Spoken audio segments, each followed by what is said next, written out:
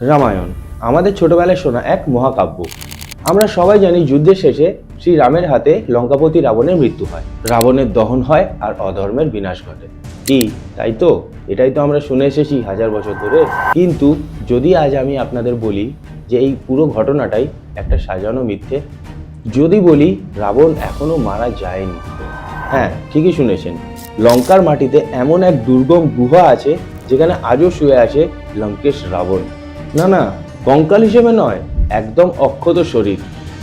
ভূতত্ত্ববিদরা এবং শ্রীলঙ্কার স্থানীয় কিছু গবেষকেরা এমন কিছু জিনিস পেয়েছেন যা দেখলে আপনাদের রক্ত হিম হয়ে যাবে। তিনি কি সত্যি মৃত, নাকি হাজার হাজার বছর ধরে ঘুমের মধ্যে আছে, নাকি অপেক্ষা করছেন জেগে ওঠার? আজকের এই ভিডিওতে আমরা প্রবেশ করতে চলেছি শ্রীলঙ্কার সেই নিষিদ্ধ গুহায়, যেখানে বিজ্ঞান আর অলৌকিকতা একসাথে মুখোমুখি দাঁড়িয়ে আছে। রহস্যের জট খোলার আগে আমাদেরকে ফিরে যেতে হবে সেই ত্রেতা যুগে, রাম এবং রাবণের যুদ্ধের ঠিক শেষের মুহূর্তে। ভগবান শ্রী রামচন্দ্রের বাণে যখন রাবণ মাটিতে লুটিয়ে পড়ে, তখন কি সত্যি তার প্রাণ পাখি উড়ে গিয়েছিল? আমরা জানি রাবণের নাভিতেই ছিল সেই অমৃতকুণ্ড যেখানে রামচন্দ্র আঘাত করেছিলেন। কিন্তু এখানে একটা বিশাল বড় প্রশ্ন আছে, যেটা সচরাচর কেউ করে না। রামায়ণে বলা আছে রাবণের মৃত্যুর পর তার শেষক্রিয়ার দায়িত্ব দেওয়া হয়েছিল তার ভাই বিভীষণকে। কিন্তু শ্রীলঙ্কার প্রাচীন পুঁথি এবং লোককথা কিন্তু কিছু অন্য কথা বলছে।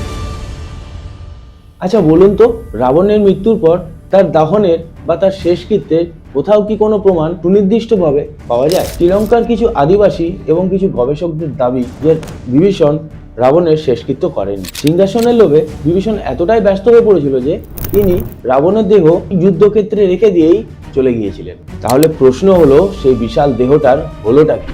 বলা হয় রাবণের অনুগামীরা, যারা নাগকুল বা নাগবংশীয় থেকে এসেছিলেন, তারা রাবণের ওই দেহটি যুদ্ধক্ষেত্র থেকে সরিয়ে নিয়ে চলে যান। কারণ তাদের বিশ্বাস ছিল যে রাবণ কোনো সাধারণ মানুষ নয়, ছিলেন মহাজ্ঞানী এবং মহাবীর। তারা মনে করত তার মৃত্যু সাধারণ হতে পারে না, তিনি শুধু সাধারণভাবে কিছুক্ষণের জন্য জ্ঞান হারিয়েছেন। তারা বিশ্বাস করত যে রাবণের দেহ যদি আবার ঠিক চিকিৎসা করা যায় তাহলে আবার জাগিয়ে তোলা সম্ভব। সেই জন্য তারা দেহটিকে দাহ করেননি, তারা নিয়ে গিয়েছিল একটা গোপন ডেরায়। কিন্তু প্রশ্নটা হলো, সেই গোপন ডেরাটা কোথায়? শ্রীলঙ্কার মানচিত্রে চোখ রাখলে দেখা যায় এক বিশাল বড় জঙ্গল, নাম রাগলা। এটি এমন এক জঙ্গল যেখানে আজও দিনের আলোতেও মানুষের গা ছমছম করে। ঘন গাছপালা, ভয়ঙ্কর সমস্ত জন্তু এবং বিষাক্ত সাপেদের রাজত্ব সেখানে। ভূতত্ত্ববিদরা বলেছেন এই রাগলা জঙ্গলে লুকিয়ে আছে ইতিহাসের সবচেয়ে বড় রহস্য। এই জঙ্গলের মাঝখানে সমুদ্রপৃষ্ঠ থেকে প্রায় 8000 ফিট উচ্চতায় একটা বিশাল পাহাড় আছে, আর সেই পাহাড়ের গায়ে আছে এক অদ্ভুত গুহ। স্থানীয়রা সেই গুহর নাম মুখে আনতেও ভয় পায়। তাদের দাবি এই গুহর মধ্যে রয়েছে এক বিশাল বিষধর সাপ, যা সাধারণ কোনো সাপ নয়। আর এই গুহার ভেতরেই রাখা আছে এক বিশাল বাক্স বা কফিন। কফিনটি চওড়ায় প্রায় 5 ফুট এবং লম্বায় প্রায় 18 ফুট।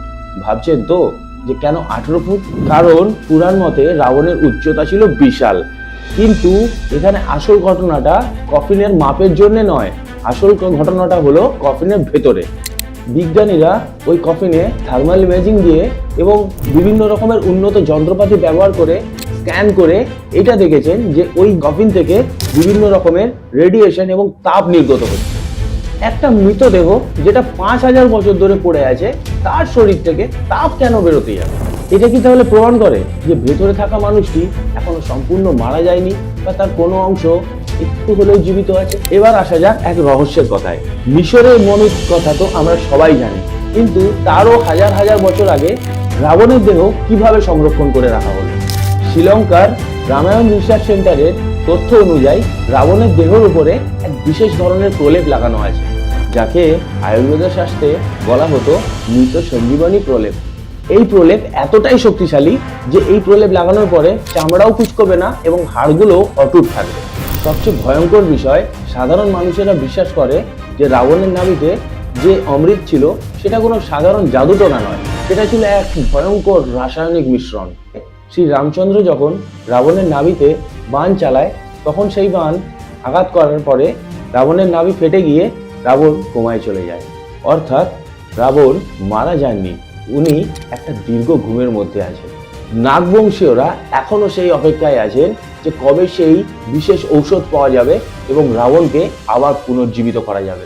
চিন্তা করুন, 5000 বছর আগের এক মহাপ্রতাপশালী রাজা, যার জ্ঞান তার সময়ের থেকেও আগে চলতো, সে যদি আজকের দিনে আবার ফিরে আসে, তাহলে কি সে তার সাম্রাজ্য ফিরে পেতে চাইবে? আপনারা হয়তো ভাবছেন এগুলো সব গল্প কথা, কিন্তু ভূতাত্ত্বিকবিদরা ওই জায়গায় এমন কিছু শিলা পেয়েছেন যেগুলো প্রাকৃতিক নয় এবং আশেপাশে থাকা শিলার সাথে একদম মেশে না। মনে হয় যেন ওই পাথরগুলো এই গ্রহেরই নয়, যেন কোনো অন্য গ্রহ থেকে নিয়ে আসা হয়েছে। আর ওই গুহার মধ্যে এমন এক সুড়ঙ্গ পথ পাওয়া গেছে যেটা চলে যাচ্ছে সোজা রাবণের রাজত্বের ধ্বংসাবশেষের দিকে। স্থানীয় লোকেরা এটাকে বলে রাবণ টানেল, আর শ্রীলঙ্কার আর্কিওলজিক্যাল ডিপার্টমেন্টও এর অস্তিত্ব স্বীকার করেছে। কিন্তু অদ্ভুত ব্যাপার হলো, শ্রীলঙ্কার সরকার ওই অঞ্চলে কাউকে প্রবেশ করতে দেয়নি এবং যারা যাওয়ার লুকিয়ে ছুপিয়ে চেষ্টাও করেছে তারা জীবিত কোনোদিনও ফিরে আসেনি। এমন জিনিস কি কখনো ভাবা যায়? স্থানীয়রা এখনো বলে অমাবস্যার রাতে এই জঙ্গল থেকে অদ্ভুত এক চিৎকারের আওয়াজ শুনতে পাওয়া যায়, যেন কেউ জেগে ওঠার চেষ্টা করছে বা যেন কাতরাচ্ছে। এটা কি কোনো অপ্রাকৃতিক শক্তি, নাকি রাবণের কোনো বৈজ্ঞানিক নিদর্শন? বন্ধুরা, বিজ্ঞান একদিন ঠিক প্রমাণ করেই দেবে কফিনের ভেতরে রাবণ আছে কি নেই, কিন্তু যতদিন না পর্যন্ত এটা হচ্ছে ততদিন পর্যন্ত এই রহস্য আমাদের তাড়িয়ে বেরোবে। তিনি কি শুধু ইতিহাসের পাতায় মৃত, নাকি এখনো তিনি অপেক্ষা করছেন জেগে ওঠার জন্যে এবং এক বড় ধ্বংসলীলার জন্য? রাগলার সেই নির্জন পাহাড়ে আজও বাতাস ভারী হয়ে ওঠে, আর স্থানীয়রা কান পেতে শোনে যদি কোনো শব্দ আজও শোনা যায়। আপনাদের কি মনে হয়, রাবণ কি আজও জীবিত, নাকি এটা শুধুমাত্র মানুষের একটা সামান্য কল্পনা? যদি এরকম কিছু মনে হয় তো অবশ্যই কমেন্টে জানাবেন। আর এই ভিডিওটি যদি আপনাদের ভালো লেগে থাকে তাহলে লাইক, শেয়ার ও সাবস্ক্রাইব করে আমাদের পাশে থাকবেন। দেখা হচ্ছে নতুন ভিডিওতে।